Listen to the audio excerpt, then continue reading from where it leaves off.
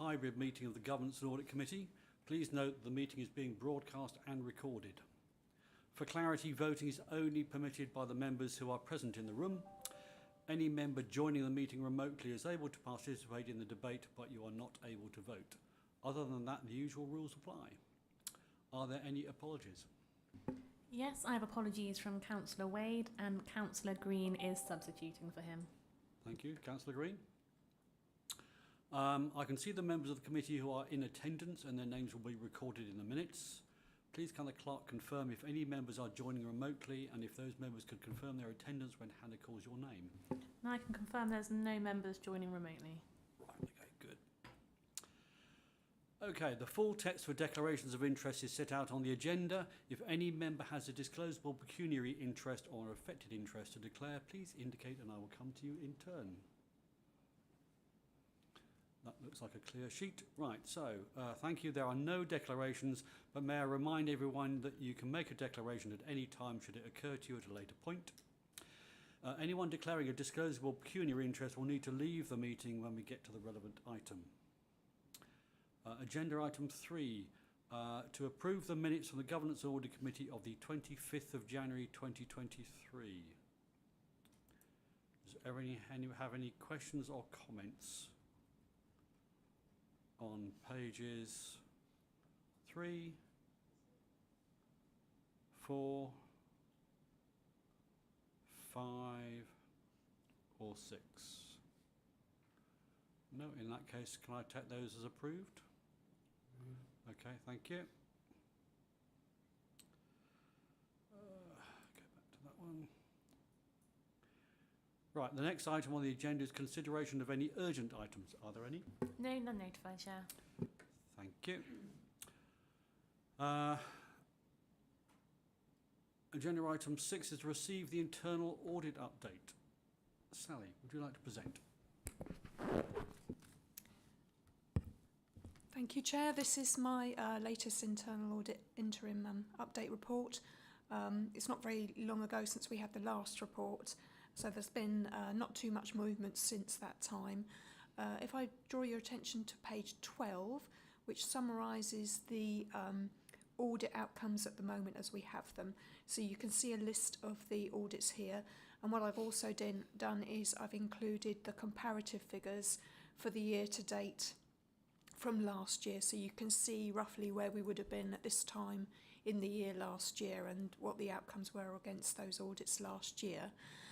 What I would say is that since this was produced, we've issued some more reports, so we've got some further reports out on Open Learning Centre, debt management, street lighting, and one of the school follow-up reports, as well as having certified another grant. So those need to be added to those, and none of those have got a sort of partial opinion on them, just to sort of make that clear. As you know, every time I bring the report here, I draw attention to the latest audit reports that we've issued where there have been significant findings. And in this report here, you'll see there's nothing I've drawn attention to since we had the last report at the end of January coming to the committee. So the only thing really to draw your attention is that we are a little bit behind schedule. This is down to our resourcing issues, which I've been drawing to your attention throughout. And you can see clearly anyway from page 12 really when you look at the comparative figures, but we are starting to catch up on that, and we do have quite a lot of audits that are actually work in progress at the moment. I met with the chair the other day to discuss the report and what was coming out of it and audit in general, and he asked me to feed back to you some data around the number of audits that we've delivered this year against the number we had in the plan. So in the original plan we had something like 67 audits scheduled, which was very ambitious actually looking back on it, and we've got final or draft reports out now for 35 reports, and we've got another 16 in progress. There's a number of audits that we have had to defer during the year that we've been asked to defer, and other ones that are just no longer relevant. For example, there was one audit which is going to be around recording of decisions, and with that particular piece of work, that was some work was carried out by Sanjay on that, so there was no need to have the audit. So there's cases like that. So there are a number of issues on that, and I can provide that further detail to you if you so wish. I can circulate that, which breaks down where we are on the audits that we had in the original plan and what's actually happened to them, where they haven't been carried out or they're not currently work in progress. And as I said to the chair the other day, we have historically always carried out a lot of audits, probably a lot more than our neighbouring authorities have done. So if I look at the Reading plan for 22-23, they only had 36 audits, and Woking had something like 19, and West Berks had 32. So although we haven't completed everything against our plan, we have actually delivered a huge amount of audit work during this year, as well as doing the external assessment, implementing the recommendation tracker and recruiting the apprentices. So we have had quite a busy year. I'm happy to take any questions that anybody has. Other than that, I wasn't going to add anything further. Peter. Thanks, Sally. I'm glad when you said that was it the recording of decisions had been cancelled at management request. That raised a question in my mind, which you answered straight away by saying, because it seems a bit odd if the management requests a cancellation of an audit thing. But there are 2 or 3 others there. Could you actually, and the fact that that one was authorised by the borough solicitor is more than adequate reason to me. But on the others, are there any particular reasons, or is it just resources? It sort of varies. So, for example, I can run through the schedule that I prepared following my discussions with the chair earlier this week. So, for example, the recording of decisions, as I said, that was sort of cancelled because the work was being carried out by legal. With the SARS audit, we were initially asked to do that audit, and then management asked us to push that one back because they were only just introducing new procedures and they wanted those to bed in. So we'll be looking at that in the next couple of quarters. We also had an audit of IR35 in the original plan, but it wasn't clear what was really required of that, and so we've sort of parked that for the moment. And then if at any stage Stuart and the head of HR wish to have that one done, we can bring that back in, but I think they weren't really clear that it was the right time to do that. That was another one. The Amazon card, at one stage we were due to do it, but it got deferred because at that point there were issues with the reports coming in from Amazon, which were making it difficult for them to provide the upload to Aggresso and break it down by the different expenditure heads, and that's been addressed now, so we'll be able to pick that one up. The IT audits, we cancelled quite a lot of those towards the end of the year, and that was just because we were coming towards the end of the IT audit contract. The contract wasn't working very well, and there were big delays long delays in them delivering the audits, and also ICT was struggling to support the audit process. So we basically just put those audits on hold, and then if we want to revisit them, we will do at a later point in time. There was a highways reactive maintenance audit that was deferred, and that was because it was going to be virtually on top of the highways adoptions audit, and it would have been too much for the teams to actually cope with in one after the other, really, because they're already under tight resources in these areas.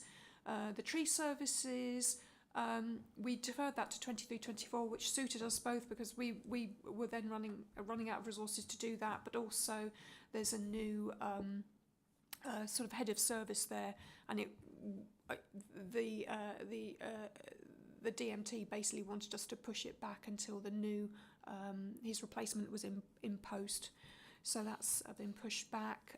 The PPR was deferred again because new processes were going to be introduced, so we pushed that back until those are working.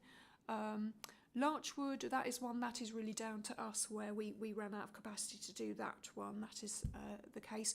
The parenting assessment one, the assistant director asked us to push that back because I think further work needed to be done on that before we could go back and revisit it.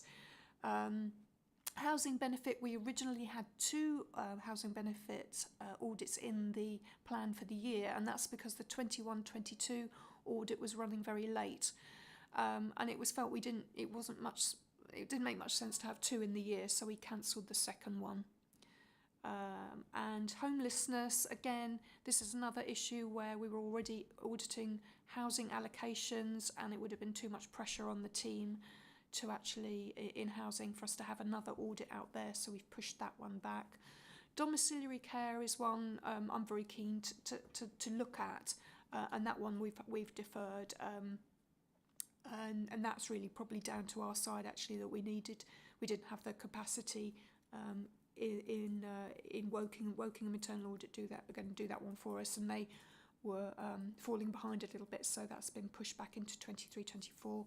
The direct payment for audit, it was one that was suggested to us by the Reading counter fraud team, because it's something that they've done at their own authority. But when I took that to DMT, they didn't really see the need for it, because there's quite a lot of work that's done on direct payments here. There are regular monitoring visits, and they didn't feel it was needed here at Bracknell. There was a pupil referral unit audit, and that one we were asked to move back, and that's to do with for staffing reasons. And we've now agreed with the assistant director. She definitely wants work done, but she wants it pushed back to December 23. And the SEND targeted reviews, I just put some time in the plan in case they needed any assistance following the inspection, and they don't feel the need for that because they've got lots of other resources that are being targeted to that area, so there wasn't a need for that. And then we had one school that was academised, so because of that we wouldn't do that school. So that summarises the whole lot basically. So some of it is down to us, some of it is down to the IT contractors not being as effective as they should be. Some of it is down to officers just requesting the audits to be moved back because new processes or new procedures and things are coming into play. Right, Peter again. Thanks, Sally, because I was more concerned. I mean, you've got all at your fingertips. Yeah. I was quite impressive, especially I was going to ask you later on, but it's probably now is the right time. I know you're resource constrained, and you said that, I think it's in your report somewhere, that we've actually taken on a couple of apprenticeships. Yeah. Mm. Are they already having an effect? Because you seem to have gone through an awful lot of work, or is it going to get even more impressive? Yeah, they are. They are already having a very good effect. They're very, very good, and hopefully next time I will bring them to the committee so you can meet them. Yes, they've now been here since the end of November, and are doing a lot of work to help us with our testing. But they do need a lot of supervision at the moment, and assistance and guidance, and that then puts pressure on myself and my deputy really when we're trying to clear a backlog, because we are one post down. We don't have we've got a vacant senior auditor post at the moment, so we're trying to do the audit ourselves and also train up the apprentices at the same time. So that's one of the pressures that we're having. But yes, they are already having an impact, very much so. I mean, it's a great idea that you've used this to actually get some apprentices on board, so well done. Yeah. Thomas. Thank you. I just had a quick question. There's obviously a very comprehensive review there of all of the reasons that things were deferred and things like that. Just thinking some of them about crossovers with other audits that are going on in in the same department, or where they're putting in a new process. Have we made sure I know we're going to get onto the plan, but that sort of those things have been discussed with the relevant DMT people, so we see perhaps less of the deferrals and cancellations. Obviously some you can't help, but yes. In terms of next year. What I've agreed is that I will have a more flexible plan, to be honest, because in the past, and it really comes from when we were set up as a unitary authority. When we were set up as a unitary authority in 1997, the delivery of the audits was outsourced to Deloitte. And because of that, we had a very rigid plan where we told them at the start of the year what we wanted them to do, and then they went away and did it. And that isn't really necessarily ideal, because you do need to be able to respond and react, because things change, circumstances change. So, and it's very common now for heads of audit to have more flexible plans. And what I started to do last year was to meet with the DMTs on a quarterly basis to review the plan and see what was still relevant and reprioritise things. And that's what we'll be doing during this year. Because when we come to the plan later on, you'll see that I'm trying to be more realistic about what we can deliver, because it is out of line with the level of audit that is being delivered at our neighbouring authorities.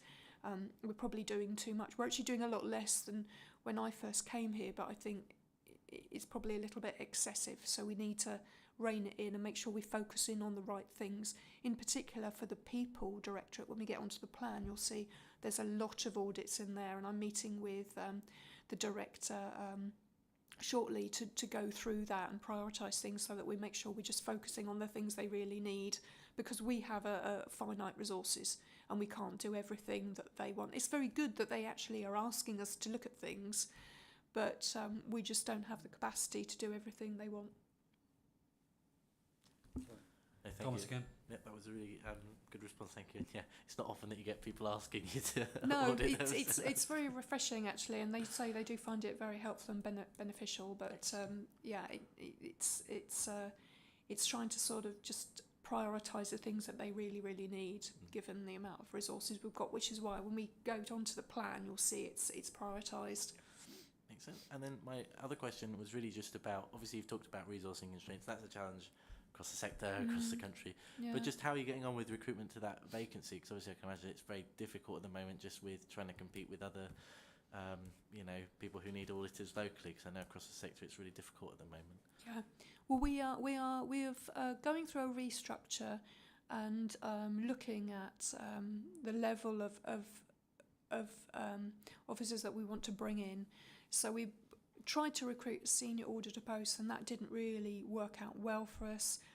They weren't able to deliver the more complex audits. So now I'm going out to recruit for a principal auditor soon. Which and what I'm trying to do is maybe bring in a principal auditor that's got some leaning towards information governance audits and IT audits, so that we don't have to rely on external IT auditors.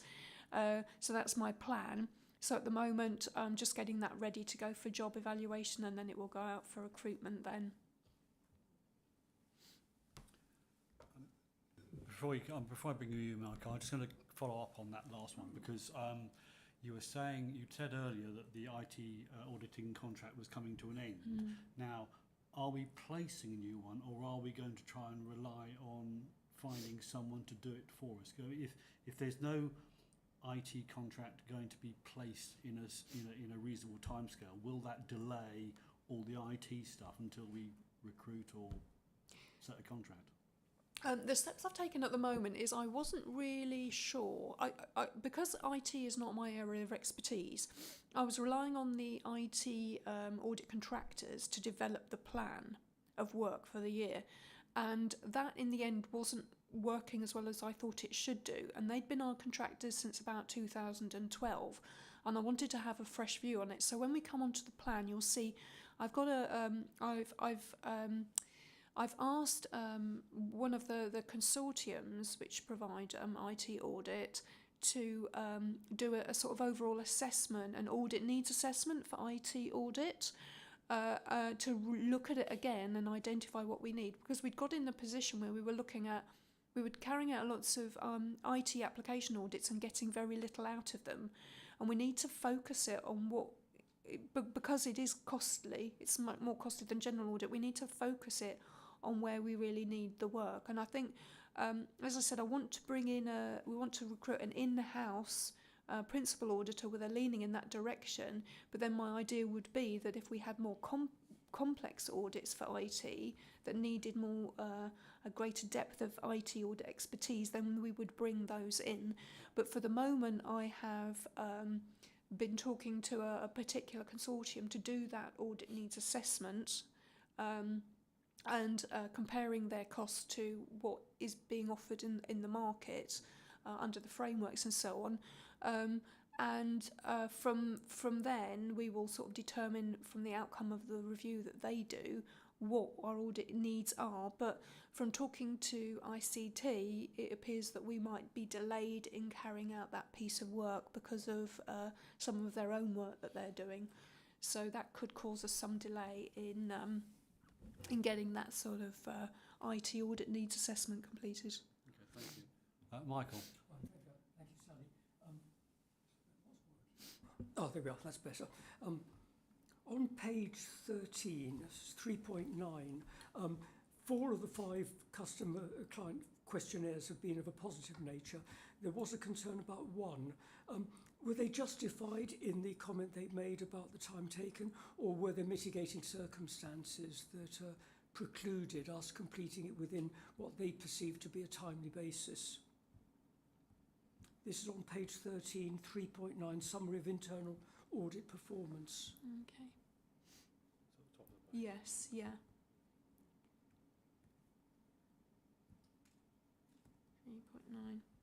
3.9. Yeah, I mean, I think they, yeah, I think in that particular case, they were justified in that it did take some time to do, but it wasn't as excessive as they said. It was just a few days late actually in delivering the audit report, because I think we have 15 days, and it was only slightly over that in us providing the draft report to them. I mean, some of the auditees are more challenging than others, and in this particular case, they very much held us to account in terms of our time frames. So it was late, which I couldn't argue that it was late, but it wasn't excessively late in that particular case. If I'm honest with you, there are other audits that have been much more delayed than that one, but this was the one that actually raised the concern. Frustration. Yeah. So, Sally, you said in your opening bit that I think you said there was like 33 completed or just about done. You had 16 in progress. Yes. Do they go against this year or next year? They go against this year. So will they be completed this year, or do they just get counted against this year? Well, they're virtually completed. So, Right. for example, we've got 6 school audits, and the field work. Michelle has gone out with the apprentices to do that field work. So the field work is done, Right. and so they're just pulling everything together now. But that obviously, when you have apprentices working with you, they are very, very new. It puts quite a lot of pressure in actually trying to draw everything together and supervise them at the same time. So we have that. So that's working very well now. We've got through quite a lot of work. We do have a lot of things that are virtually finished. So it's just a question of getting them out the door and drafting the reports. So it looks like in summary, you probably end up at the total number of reports being about the same as last year, and training apprentices at the same time. So that's actually a very good effort. So. I think so, and I do say to my deputy Michelle, we have actually achieved an awful lot here this year, because we have had the external assessment done, which is a 70-page questionnaire, and which concluded, we were compliant with public sector internal audit standards, and we've implemented the recommendation tracker, which was a massive exercise. We had to invest weeks and weeks of time in populating that. And we've also recruited the apprentices and started training them. So we've been under quite a lot of pressure with reduced capacity at the senior auditor level. And one thing I think I am concerned about is that having devoted a lot of time to setting up the recommendation tracker, we are finding at the moment that the departments aren't actually using it, and I think that's something where I would welcome the support of the committee in urging that that DMTs get their officers to actually start populating that, because we can't feed back information to you on how things are progressing until they actually start completing that. Well, if there's something we can practically do, and you can advise us what to practically do to try and give that kick, then please advise. Yes, that would be helpful to get your endorsement to Yes. them. I'll consider that endorsed, but if you need a written endorsement, then please come back to us. Thank you, thank you, thank you. Preferably before the 4th of May. Thomas. I mean, is that something that needs to be in the next internal audit update report in terms of progress in the departments filling that out, so we've got that oversight of it, and then at least, you know, there's something that will be in the reports, in the minutes, and that might give you the stick you need to... Yes, yeah, certainly if it's got lots of gaps, it would, wouldn't it, really? I mean, I think I'm going to... my driver now is to get as much information as possible for my annual report, which will come in June. So that's the driver, really, to get the directorates to work to start filling that in with a deadline of working to my annual report, which will come to the Governance and Audit Committee. So with the update and also first of all to CMT. So, and that's the driver really for that. Yes. Okay, Ian. Sounds like a training issue that the Employment Committee might be interested in as well. Okay. Recommend it to them as well. Right, okay. I think we're probably rounding up on that, so and no further questions, in which case that report's for noting anyway, so we'll move on and then to agenda item 6, which is the internal audit plan, which does have a recommendation. So over again to you, Sally. Thank you, Chair. So I've referred on and off during our discussion up to now on the plan. So this is the plan I produce every year that has to come to the Audit Committee for approval. And the first section of it just talks very briefly about the process of developing the plan and the link with the risk register, which is in a state of flux at the moment because we're sort of reviewing that with CMT. And also as well the council plan will be changing, and usually we're trying to align it to that as well.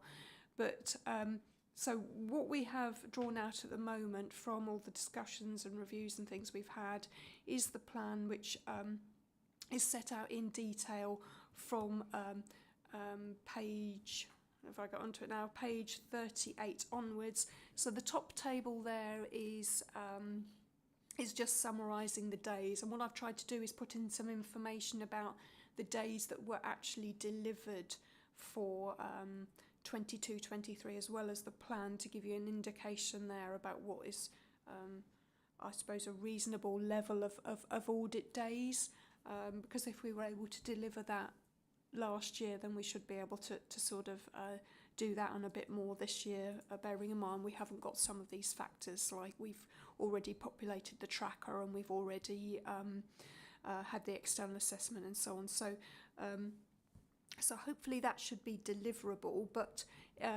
in order to ensure that we are able to meet our commitments, I have prioritised the plan, and I've drawn out in a separate table below, I've flagged up those particular audits that are medium priority, and those are the ones where I will in particular be saying to DMTs, well, we will only deliver those once we've delivered the essential ones, which are things like the grant claims that have to be done and the very high and higher ones, and then we'll move on to those. But we do need to make sure we get some agreement to our prioritisation of these audits. So because Gronya's had the inspection recently, the Director of People, which has sort of kept her quite busy recently, I haven't had a chance to talk to her about the prioritisation of those, so we will be meeting shortly to go through that to make sure they're prioritised appropriately, and then we will work our way through them.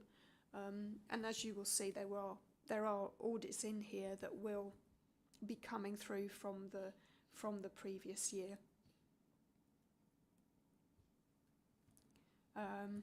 So, for example, you'll see as we go through the plan, the Larchwood audit is appearing in the People Directorate section. That's one that came forward from last year that we weren't able to resource.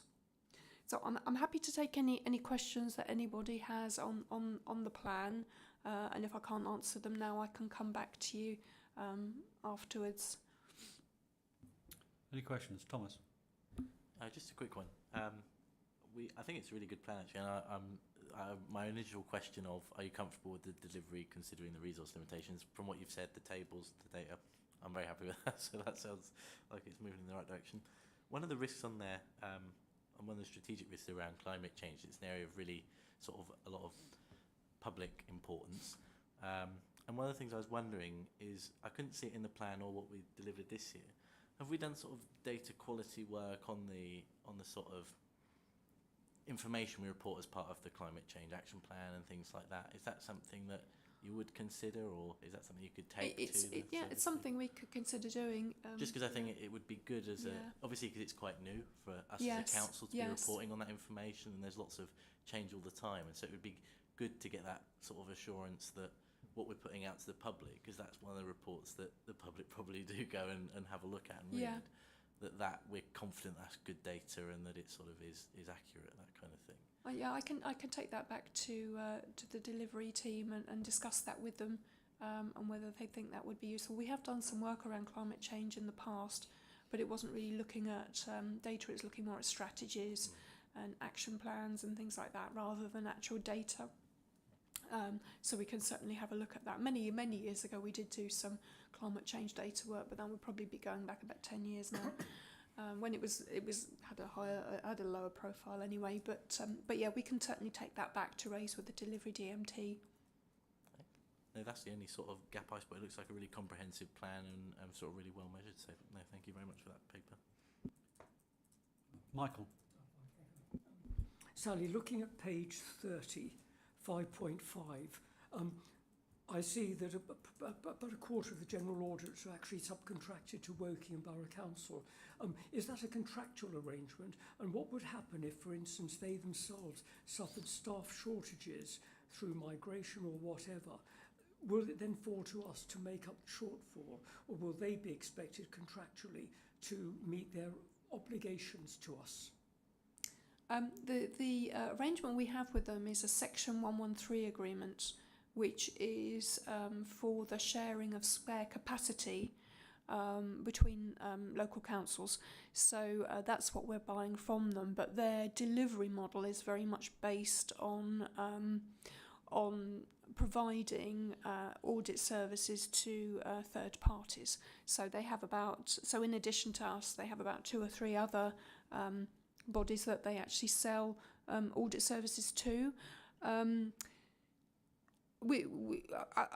Because they are a fairly small team, we are potentially at risk with that. And I suppose the way we would be addressing that is by having our prioritised audit plan, so that we can make sure that we focus on the ones that are the required ones, and the very high and the high ones. And they are under resource pressures in the same way as us, which is one of the factors why some of the audits have been delayed this year. Some of them are to do with resourcing pressures at their end as well, because as we've spoken about a little bit earlier on, there is a real shortage of auditors. It's extremely hard to recruit auditors, which is why we ended up going down the apprentice route, and they share those problems too with us, and have had difficulty recruiting as well. So we will do what we can, but yes, I suppose primarily they will try and pick up as much as they can, but they are selling spare capacity, so if they did lose staff, then they could come back to us to say that they can't provide that. It's a national problem. If I'm reincarnated, I'll come back as an auditor. You can be another apprentice. I'll take another.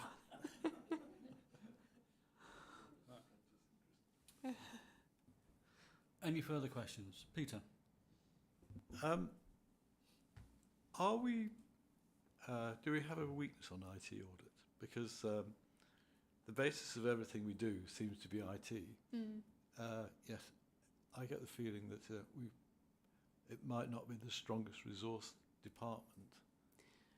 Do we, we- is there a weakness there? Yeah, we buy in IT audit expertise because we don't have it in house. And although when I'm talking about recruiting a principal auditor, where they're leaning in that direction, I certainly wouldn't get them to do anything very complicated on the IT audit side. I would always bring that in from outside, and that's very common. That's what happens, is that heads of audit tend to buy in IT audit expertise rather than trying to source it in-house. I think the issue we had with the contract, and we've had it in the past with contracts, is you enter into a contract for a set rate, and then we had a fixed rate, and that fixed rate becomes less competitive over time, but your contractor is tied into that rate, and then the level of service that you're receiving starts to deteriorate a little bit. And I think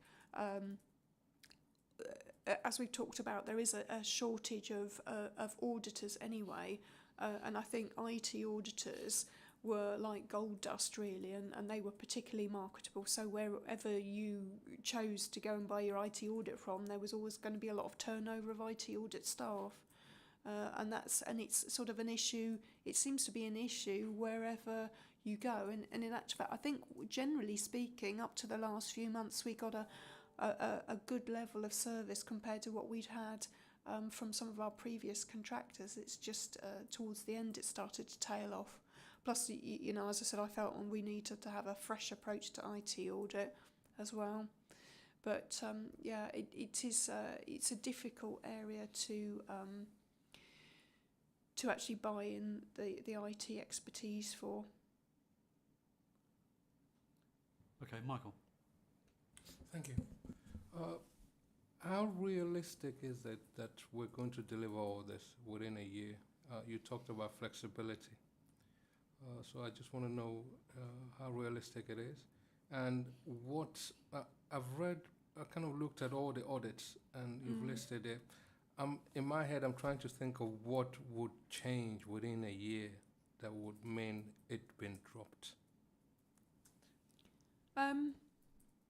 Well, sometimes in terms of things being dropped, you can be due to carry out an audit, and then you approach the auditees to start the planning, only to discover they're going to go through a fundamental change of their procedures and processes. And then with that, you can either go two ways. You can either try and carry out the audit as it stands to inform the process of change, and sometimes that's what they want, and other times they'd rather you came in after they've made the changes. So you can get that, or you can have, and we haven't got that at the moment because we haven't got that in the plan this year, but you might have an IT audit application that is due to come in, a change, and then that gets delayed in implementation. So you can get that, say, for example.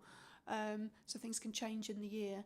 And in terms of whether we can deliver it, that's one of the reasons why I did the assessment of the number of days we delivered to try and compare it to what we'd got in the plan. And it is marginally higher this year than what we delivered last year. But then we also had to do the external assessment, and we had the apprentices starting from scratch, where you know they're already becoming quite good at doing testing and becoming a more self-sufficient than they were, and much more helpful to us than they were in the beginning. So all I can say really is I've tried to set out the options in terms of what we should prioritise by identifying those things that are medium, and those would be the things that we would drop if we didn't feel we had the capacity to do those things. Or certainly revisit them with the DMTs and with Stuart as well, because clearly I don't want to be cancelling audits without getting agreement from the relevant directors and from Stuart as to making changes like that. Thank you. I'll ask my last one first. You can answer that last. What's on page 38? There's an audit security camera follow-up. It will be helpful, I don't know whether this is possible, just to have maybe a paragraph of description of what this means on page 38. So security camera? I don't know Yeah. what it is. Yeah, it was a few years ago. We must have been a couple of years ago now. We carried out an audit of security cameras, of the policies and procedures we had around them, of the things like the records and things that we had on what cameras we'd got, things like the signage in particular. Is So that we went, external or yeah, internal the cameras? external sort of ones around the borough. Oh, okay. And it was sort of looking to see, have we got the signage up that we're supposed to have and things like that. And it picked up a couple of issues. I have to be honest with you, off the top of my head, I can't remember what they were now. So we were going to go to do a follow-up exercise on that, just to follow up those particular points, and that's what that is about. But I can get back to you on what the specific areas of concern were.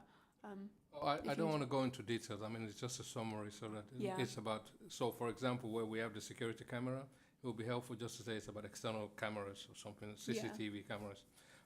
My last question is about the priorities.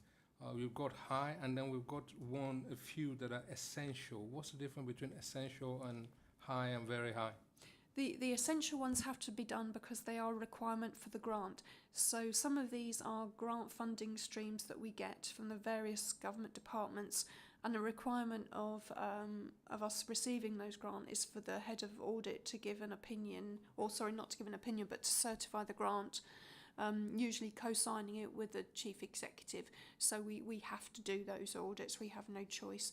And the troubled families is one of them, which is again one we actually we certified another submission today for that one. It's mandatory, so that's why we mark it as essential. Thank you. Sorry. Michael. Yeah, just very quickly, in fact, very pleasing, Sally, to see on page 35 in the green section that we're fully compliant with the internal audit standards. Now, that's taken place every 5 years. I suspect that not every council then throughout the country receives that recognition of compliance, so it's very pleasing to see that. Is it a challenge, can I ask, to achieve that? I think the challenge is actually gathering the evidence together to prove it, actually. So I think we've always run quite a tight ship. And even when our audits were contracted out, we always carried out an awful lot of quality review.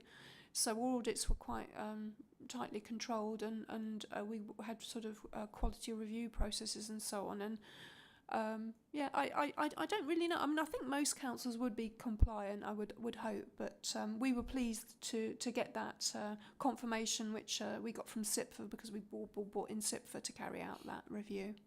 Just it's highlighted in green. Yes. Anyway, you can't help but notice it. Oh, yes. Yeah. Peter. Green is good, I think, it's on this. Following on from Your microphone. Following on from Michael's question, further down on the detailed breakdown, you've also got high and very high. So we've got essential, very high, and high. And what's the difference between high and very high then? 'Cause it feels very subjective rather than objective. It's Priority. yeah, it's just my own priority. A lot of it is my own judgment, really, as to what I think is Sally's code. Certainly, things like very high, say for example with domiciliary care. I've been planning to do that for some time because we've got new contracts in place which are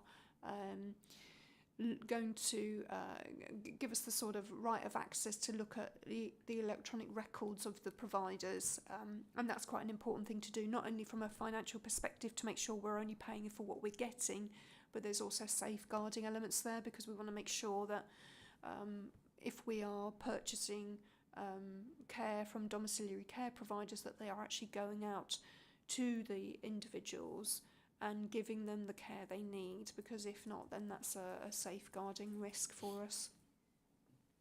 So that's that one. So that's like a very high one. I've generally noted them as high as well, always when we're following up major recommendations from the past. So we've got quite a few there of follow-ups. And that is one of the, and I talked about that when I met with the chair the other day. One of the pressures we have on our plan is we're following up quite a lot of major recommendations, as you know, from the historic issues we had with repeat repeat sort of poor assurances on the audit reports, and that is sort of hanging over from that really. We basically start every year before we even start the plan with a number of audits where we've got to go and revisit them, which is unfortunate. Okay, Michael. Sorry, just following on. I'm following on from your last answer to Peter. With an audit, and if it's in your plan, you talked about the very high example that you gave us just now. That is something that you've been thinking about doing for a while. Now, I'm looking here at the plan, the previous agenda, where we have school N, for example, which has been deferred. How do we? Is there a way of knowing how long something has been in a plan for that has never started? If that makes sense. So this school, for example, is it going to now fall into the next year plan, and then it might just be deferred again and again and again and never gets done? No, the ones from this, we've got 3 schools that we deferred that need to be done, and they've, in some cases, the bursar, we've had a few cases of bursars being very seriously ill, and one of them is a bursar that's been seriously ill. And originally that was going to be done in November, and we've pushed it back, so that's one of them. But there's 3 in total, and my plan is actually to carry it. We're not going to be doing any other school audits in Q1 except those 3 to clear those ones off, because I don't know if you might recall, but one of the things I was concerned about, during COVID, is we couldn't get in to do the school audit, so we've been playing catch up a little bit with the schools. And we've actually done quite a lot of audit work on the schools. Unfortunately, because they're all coded, if it had the names of the schools, it would be much easier to follow. But we were asked a few years ago to remove the names of the schools, so it's sort of becomes harder to follow. But it's certainly my plan that those schools, I could look up now actually what school N is. Oh, no, sorry. I'm not really particularly interested in this school. Yeah. I'm more interested, I gave that as an example. Yes. So there's another example here of direct payments. There's another one, domiciliary care, which has been deferred. Yeah. So what I'm trying to get to is, how do we know how long something has been in a plan but never started, if that makes sense? Because it's been deferred for some reason, or it's just, like you said, your plans are flexible. So you could kind of just push that because something else comes up. I'm going to say you'll notice actually that all the ones that have been pushed over are being done most of them are being done in Q1, and also they're all very high priority, so they're going to get done. And I think that's the key thing is I doubt they've been, they were probably put on for the first time last year and just deferred for 1 year. I don't think I know of anything that's been deferred more than 1 year. Okay. Unless you correct me on that. No, I can't think of any. I can't think of anything that's still deferred for more than 1 year. Yeah. No. There you go. Sorry, this is not a criticism or anything. What I'm trying to get to is we've got a plan here. Yes. I would love to know how long something has been deferred for or never started. So how long has it been pushed down the plan because maybe it's not the priority wise, it's very low, and something just takes over. But I cannot see that here. No, I don't think the plan is going to clearly show that. I think it might be quite hard for me to show that, but I mean, if you wish, I can try and do that next time if that's something you feel you need to have. But I think that's a lot of effort. It's a lot of effort, really, and I think what Michael's trying to I can see about it. is the fact the rollover. The fact if it's rolled over, it gets dropped off at some point. Pretty much. Yeah. And you're actually saying that doesn't happen. It doesn't happen. It doesn't happen with the high ones. I can't honestly say over the years that some things haven't disappeared over the years, but sometimes that's because they're getting reprioritised. And so that when we look at the plan again, something that might have seemed something that was like a medium priority is then a low priority, or that's sort of superseded because things have changed. But generally speaking, everything that is not done in the year is then moved into the next year unless there's a good reason not to do it. Okay, I think we're done on questions now, so in which case there is a recommendation. So I'd like to move that the Governance Audit Committee approve the internal audit plan for 2023-2024. Do I have a seconder? Seconder. Thank you, Ian. All those in favour? That's carried. Thank you very much. In that case, thank you, Sally, for your diligence on that, and we shall move on to Sanjay for the recording of the officer executive decisions. Thank you, Chair. Chair, this report relates to our decision-making processes, and in particular the requirement for executive decisions to be recorded on our website once they have been taken. The context for this, just so that I can explain that back, is that in 2012, the government introduced some regulations which, amongst other things, required executive decisions to be recorded by each local authority on its website, including this authority. Now, that was okay in relation to executive decisions and executive member decisions. Those are taken and run through the process, and Democratic Services would normally log those.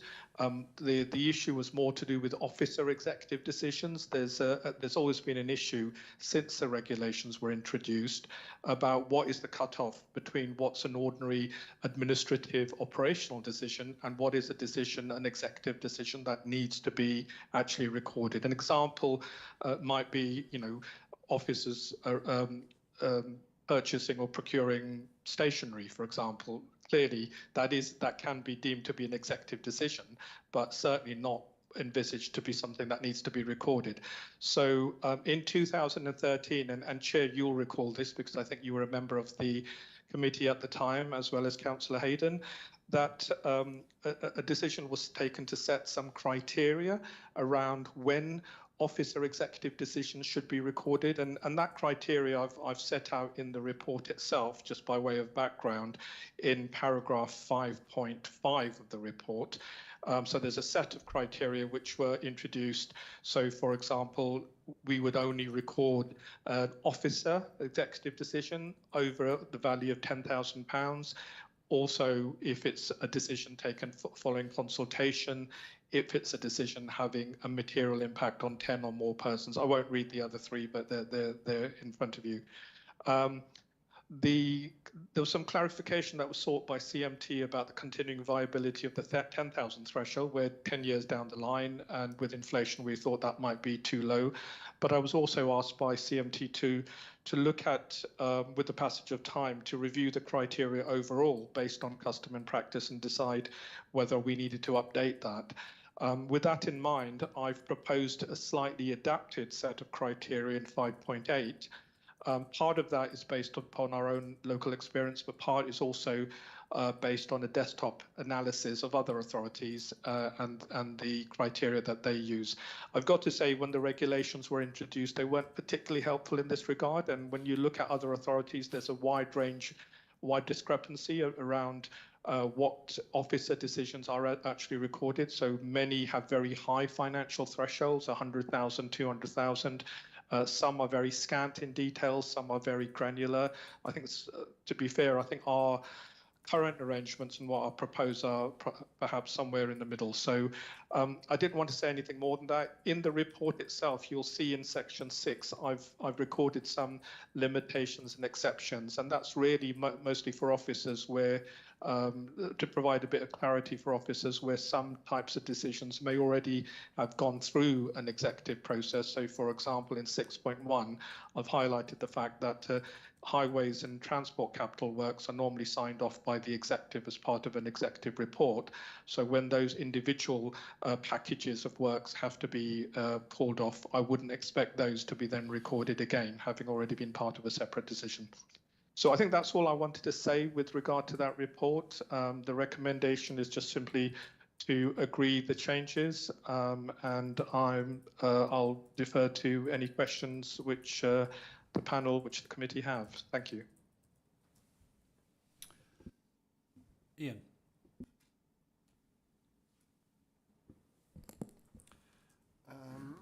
A couple of questions before I comment, please, Chairman. Obviously, I anticipate that the level might, excuse me, might want reviewing after a period of time.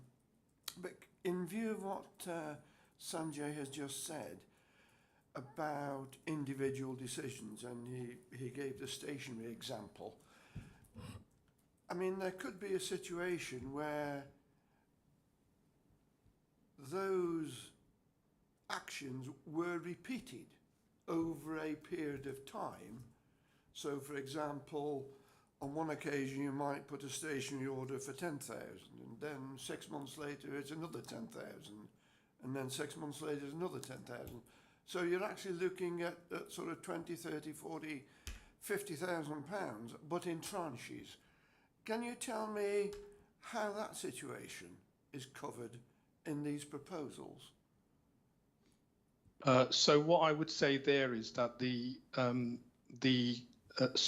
give the stationery example, where we have an existing contract with a preferred provider, and I think that is the case with stationery, as with a lot of things, the original contract itself would have been procured through our contract standing orders, and if appropriate, using the procurement contract regulations. And at that point, a decision would have been taken for the preferred provider, and within the context of that decision, the total spend. So the executive report in that situation would say it's a 4-year contract, anticipated spend, whatever, 50,000, 100,000. So that would have been captured and recorded at that time. So there's a lot of activity which follows or falls within that type of scenario that you've discussed. But we wouldn't normally take it as a decision cumulatively, I think is what you're alluding to there, Councillor Leake. I understand what you're saying, but that's not actually what this says, because what you are referring to is a call-off procedure against a sum of money which has already been approved. That isn't what this says. No, but it's the individual decision that needs to be recorded. So what the regulations anticipate and envisage is that when a single decision is taken, this is perhaps different from other scenarios where we would, for example, under the public contract regulations, or rather the contract standing orders, where we do identify cumulative spend. So if we spend a certain amount of money over a period of time which takes us above a threshold in the contract standing orders, we do take into account cumulative spend. In this instance, it's a separate statutory regime. All it asks is for individual decisions, and it's quite clear, an individual decision needing to be recorded. The criteria in terms of the actual amounts are set locally, and in our case it's 10,000, in other cases it's a lot higher than that. I take the point that you're making in terms of transparency. We do have separate criteria around transparency of spend under transparency regulations, which we do record on our website quite separately. But this is specifically regarding recording of executive officer decisions. And in this instance, whilst I hear what you're saying, it's the individual decision that needs to be recorded if it meets the criteria, as opposed to the cumulative value over a period of time triggering that requirement.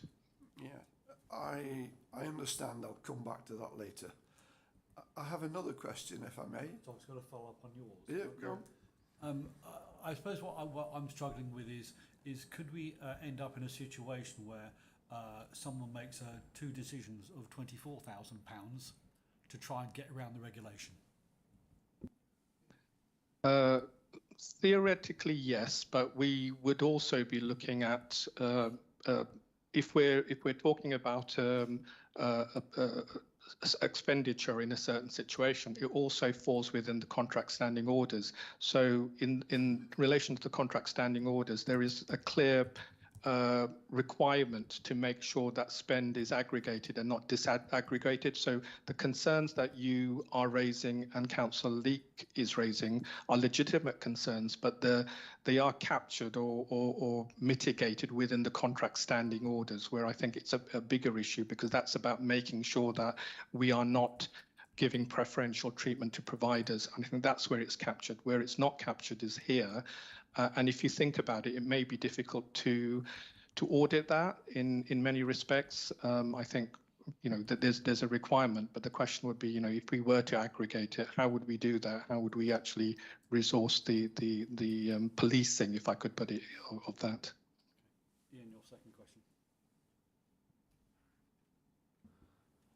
Thank you. My second question relates to page 45 and item 7. As I read that, what that seems to be saying is that we may not know if a decision is taken to contrary to legal advice. Am I reading that correctly? Item 7. I'm lost. Yes. Page 45, 7. Oh, sorry. Bullet point 7. Bullet Okay. Not Bullet point 7. Not paragraph 7, which is on 46. Yes. So you're saying that would not be recorded? No, that I'm saying that would be recorded. I've introduced that as a new requirement, which isn't within the existing requirements. Right. Okay. That's all I have for the moment. Actually, I have to say I'm quite pleased to see the couple which says any executive decision taken contrary to legal advice, and the number 5, which was anything which conflicts with the council's budget and policy framework, was another good one. So, okay, Michael. Thank you, Sanjay. I'm looking at the legislation itself, and there's no sort of filter on what, it just says all decisions. I'm looking at the points that you've raised in terms of anything that goes against legal advice. I'm assuming whether it goes against legal advice or not, it should be recorded because it's an executive decision. It's an executive decision, but ordinarily, if it didn't meet any of the other criteria, then we wouldn't be recording it. And I think that's the thing. So basically what we're saying there is that we have all the other criteria which I'm asking the committee to agree to, but if those aren't met, if any of those aren't met, but it's still contrary to legal advice. So it may be a low-level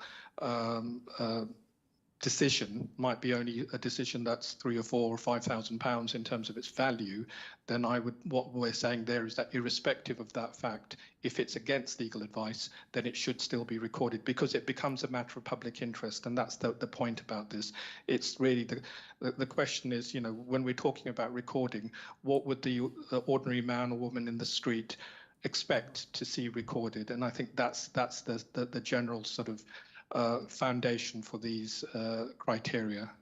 It's not an exact science, which is why we can change those. And as you said in your preamble, Councillor, there's nothing within the regulations themselves. It's left to us. It basically says all executive decisions. And I think that was a problem in 2013. It's remained a problem now. So we're left to our own devices to come up with something which we deem is appropriate, because on the one hand, we want to be transparent, but on the other hand, we don't want to open the floodgates and expect every decision, because I think that would be create administrative chaos at an officer decision level. Okay, can I just, I was struggling to actually understand why we needed to change what we had, the 1 to 6, because I think it kind of covers pretty much even all the new stuff. And also, I tried to search on our website anything less than £10,000 that has been recorded. I couldn't find, well, it was difficult to find because there was no criteria to search on value of the decisions on our website. So are we saying that this is too much work at the moment to carry on doing? Is that why we're changing this? No, Councillor, no, I wouldn't say that. At the moment, if you look on our website, you'll see that, and I did a search for the last 2 or 3 years, and on average, there's about 20 to 25 decisions that are recorded. So we're really talking about only 1 or 2. Yeah. And in actual fact, this was more about making sure that there is an awareness amongst officers about the requirement, because I think there was some concern that, since it was introduced, the requirement isn't well known. We've obviously had changes in officers and senior management as well. So there was one issue which was basically about reviving the communications around this requirement, because it's not well known, not just in Bracknell Forest, but in all local authorities. It's something that sometimes is overlooked. So that was more the reason. So there's no issue about too much work, but at the same time we do want to have a criteria of some sort, some limitations, and we've had those since 2013, simply because we need to make sure that not every single minor decision is expected to be recorded, because some decisions, and I've made reference to that if you look at 6.3 in individual care packages, because when this went through officers, one of the issues was, well, you know, when the council is looking at domiciliary care packages for individuals, we may have dozens, or we may have, you know, hundreds. I don't know the figure, but we wouldn't expect each and every care package to be recorded, because I think that would be administratively inconvenient. And again, what I've indicated there by way of clarity, because the existing provisions don't provide that clarity, is to say expressly care packages aren't included within the requirement. And the reason I say that they're not included is because they can be deemed to be operational decisions, and that's what, you know, that might be slightly arbitrary in terms of, you know, an executive decision you may say is an executive decision, you know, whether it's operational or not. But we've had to draw the line somewhere. And, you know, in this instance, if you look at the guidance that came out in 2012, I think it envisaged that operational decisions would kind of, administrative and operational decisions are not intended to be recorded. And I've mentioned that in paragraph 5.4. And so accordingly, decisions of that nature are taken outside the framework. Okay, can I just, if I may, Chair, point on the new list, or what's it called? Yeah, the recommended new list. Are we saying then on point 5, for example, an executive decision, even if it's just like £5, that conflicts with the council's budget and framework, will be recorded?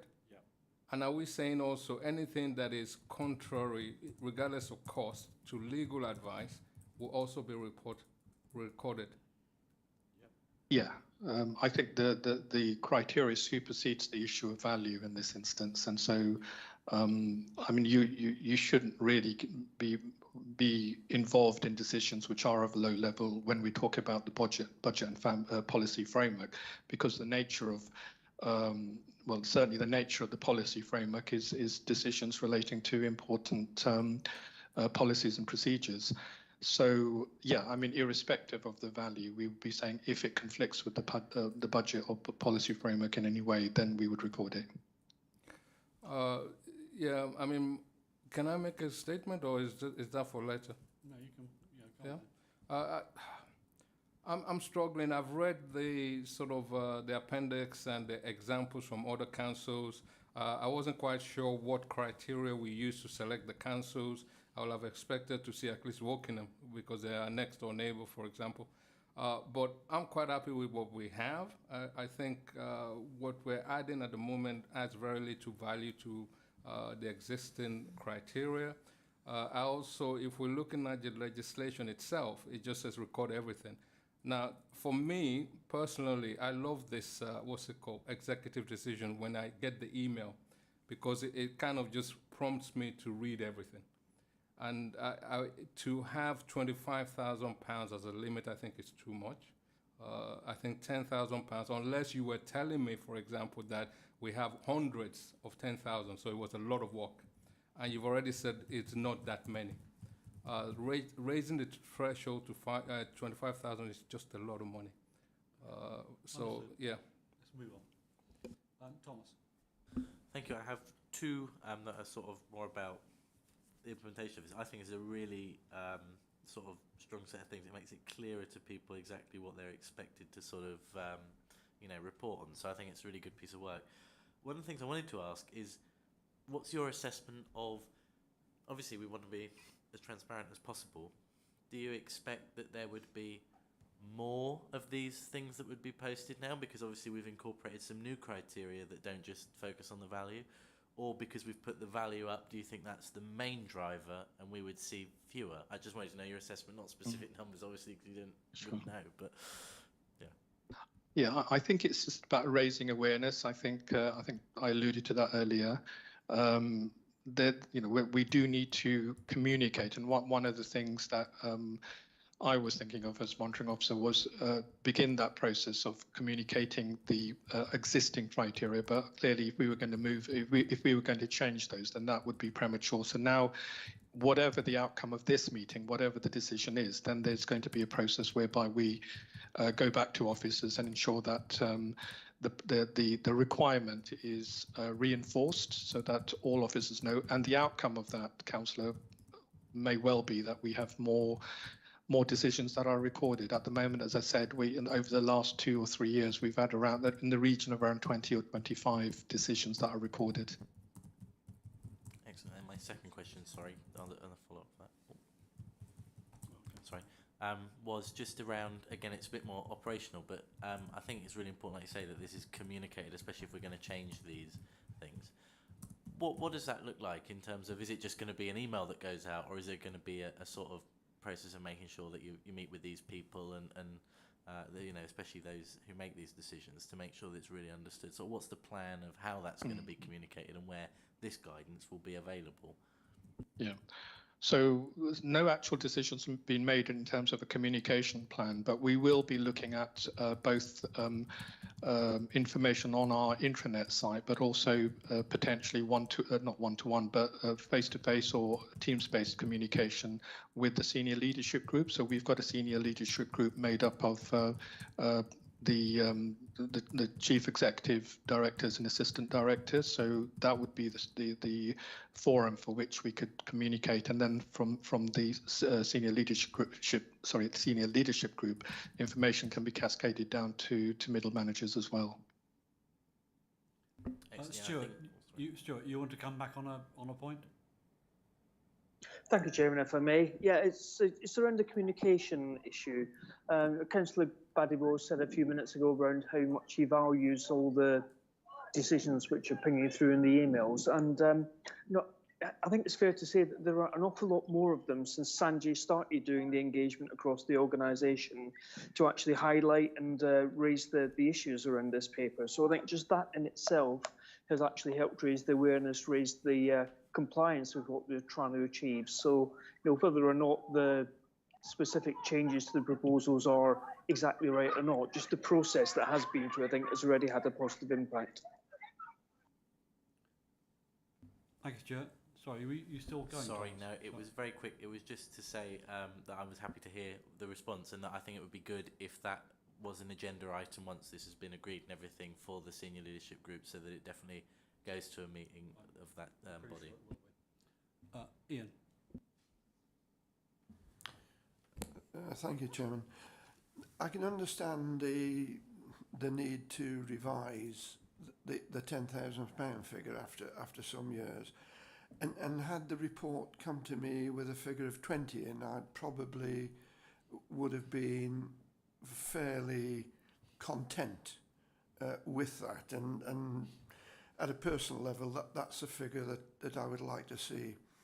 I am a little bit concerned about the wording of one, and I think if we could find a way to reword that, such as that the sum of money, whether it's 10 or 15 or 20,000 pounds that we're talking about, is captured more as a one-off exercise as opposed to a call-off, so that there's some differentiation between that, a one-off expenditure, and an expenditure relating to a contract that's already been approved.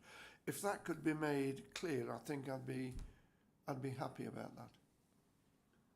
But I really don't think that this is applying to anything which has already been approved, because the thing that's already been approved would have been the executive decision.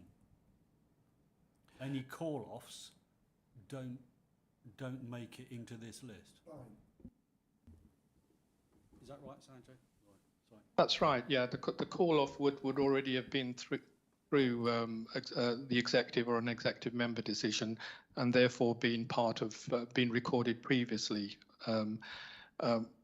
So from that point of view, one of the drivers for these provisions is, well, the key driver is transparency, and that transparency requirement would already have been met previously when the contract was initially procured. Individual call-offs then, as I'm saying, would then be subject to the rules, but clearly they would be subject to the criteria that we agree today. I do take on board the point that Councillor Leake is making, but I go back to what I said earlier. If we were to try to identify whether there's been a cumulative spend over a period of time, which might bring the value over 25,000 or whatever we agree, I think that's going to be difficult administratively to monitor. I think that would be a challenge, and I would say disproportionate, but I do take on board what's being said. I note that, Chairman, and I think that probably reinforces my view that 20 would be a better figure.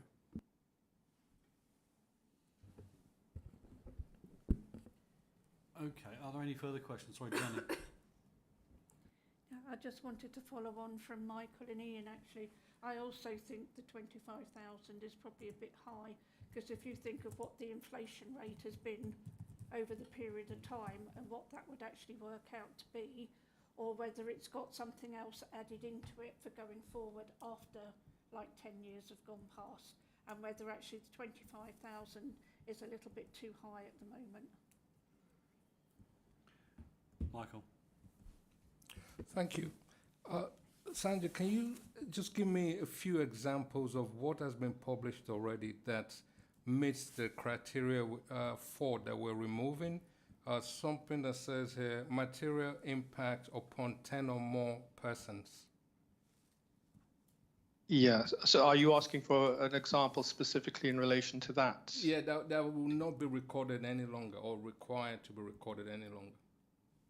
So the 10 or more, but what I wouldn't know is by looking at the website what criteria was necessarily the trigger criteria for inclusion. So if you look onto the website, you'll see, as I said, 20 or 30 every year, and one would have to go into the decision itself to identify whether it's on the website because of the value or whether it's on the website because of any of the other criteria. So I'm afraid I'm not really going to be able to help you specifically in terms of that point.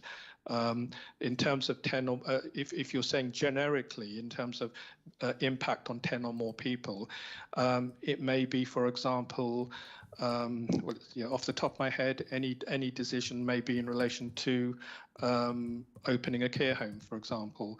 But again, that I would say would be captured at the time that the decision's taken in relation to it being an executive decision. So more or less, we would be looking at an executive decision about procuring a contractor, for example, and that's when the decision would be taken. So again, that's probably not a good example. Off the top of my head, I have to say I'm struggling, but yeah, the question is, it's slightly subjective, something that which has a material impact on 10 or more persons. I think we would have to look at the decision itself and make a determination. That criteria is a criteria which is one which already exists, and I haven't taken it out. If you feel it's inappropriate, we can certainly take it out. No, sorry, you have. I mean, yeah. You deleted. Oh, sorry, I have taken it out. Sorry, Yeah, apologies. I have. Of course, I have. Yes, yeah. I have. So apologies. I've got. So for me, that criteria, I'm thinking, just pretty much covers everything, because a lot of whatever the decisions are made would affect more than 10 people, because it will affect the entire borough. Mostly. In some ways, it's obsolete. One could imagine. Yeah, I know. I actually say the reason for taking it out is otherwise you have to record every single decision you make, because whatever we do, we affect more than 10 people. No, but I'm saying, okay, the legislation doesn't have any criteria. It just says everything. It says everything. Not we've introduced criteria. I get it, but what I'm saying is I'm trying to understand what we're going to miss from what we are currently publishing, and I don't. And what we're going to now include, or what we're going to gain from this new thing that we're not already recording? That I guess that's what I'm trying to understand. What is going to be? What are we not capturing now that we're going to capture with this new, recommendation? I mean, I have to say that things like the asset of community value, how many of those have we had in the last 10 years? I mean, it's almost completely pointless having it on there. It's a rule for its own sake. At least 3. Are we? Yeah. Okay, but it's Can I say, just with assets of community value, those are listed anyway. They're listed under a separate regime on our website, so it's just a matter of duplication, which is the reason why I took those off. right. So you're saying basically that one, and potentially, what about the community right to challenge? Is that done elsewhere? We simply haven't had any. We have had assets of community value, but the community right to challenge, I'm not aware that we've had any since the rules were introduced. So that's simply, and there is a separate requirement there as well. So again, the same applies, albeit we've not had any. So it looks like the ones we're taking off is where they're duplicating something that already happened. So I'm actually, that pushes me more in the direction of actually agreeing with what's currently being proposed. But that is not published. Whatever it is, wherever it's published, is not published along with the decisions on the website, for example. Because all the decisions, whatever is happening at the moment, right? I don't think it's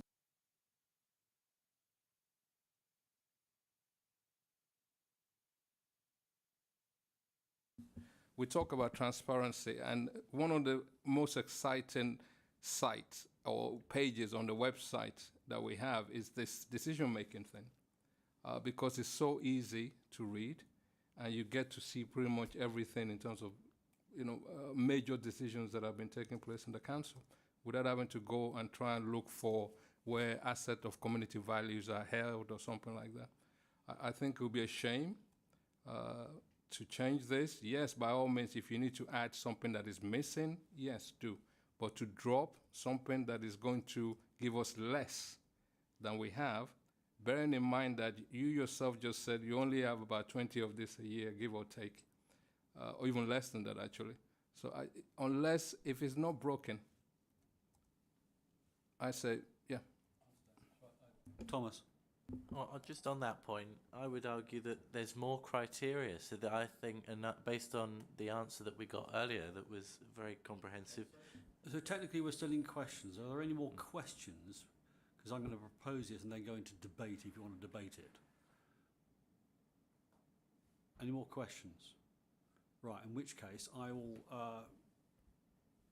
propose that we, well, let's go back to the actual recommendation. So I would like to propose that the Government and Audit Committee approves the changes to the existing criteria for recording officer executive decisions to be set out in paragraph 5.8, with the exception that we change the value to £20,000. Seconded by, on both 1 and 2, yeah. Seconded by Councillor Leake. Well, do we? I'm happy to take it to a vote now, or you can take it to debate, but depends. Okay, all those in favour? Okay, I think that's unanimous. So, okay. In that case, I think that's the end of the meeting for today. So, thank you all for your participation over the last 4 years. It's been fun sharing it, and this will be the longest meeting we've had, actually. So, what a way to finish off. Well, if you didn't add so many points, Michael. But thank you, officers, for your attendance and all. Thank you very much. And could we close the meeting, please? Take us offline.